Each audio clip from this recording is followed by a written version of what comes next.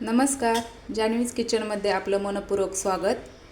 तर आजची रेसिपी मी बनवणार आहे लिंबू भेंडी। त्यासाठी मी या ठिकाणी 2 लिंब घेतलेले आहेत, त्याच्या फोडी केलेत।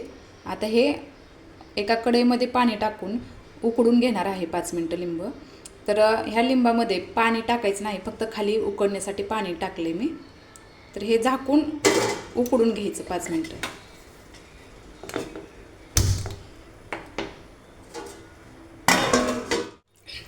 सुरुवातीला आता तेल टाकून भेंडी थोडीशी परतून घेणार आहे तेलात। या ठिकाणी लिंब उकडलेले आहेत।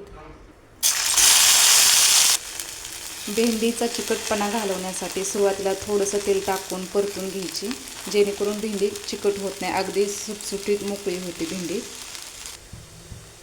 भेंडीला फोडणी देऊन घेणार आहे आता।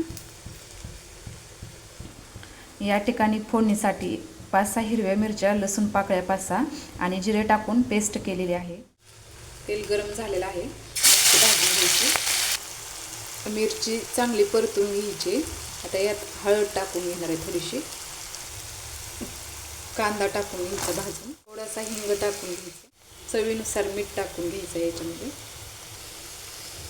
आता उकडलेली लिंब टाकून घ्यायची, भेंडी टाकून घ्यायची आता यामध्ये।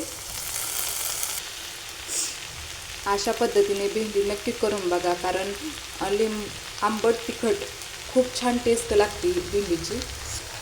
आता यात मी जाडसर कूट करून घेतलाय, तो टाकणार आहे शेंगदाण्याचा कूट।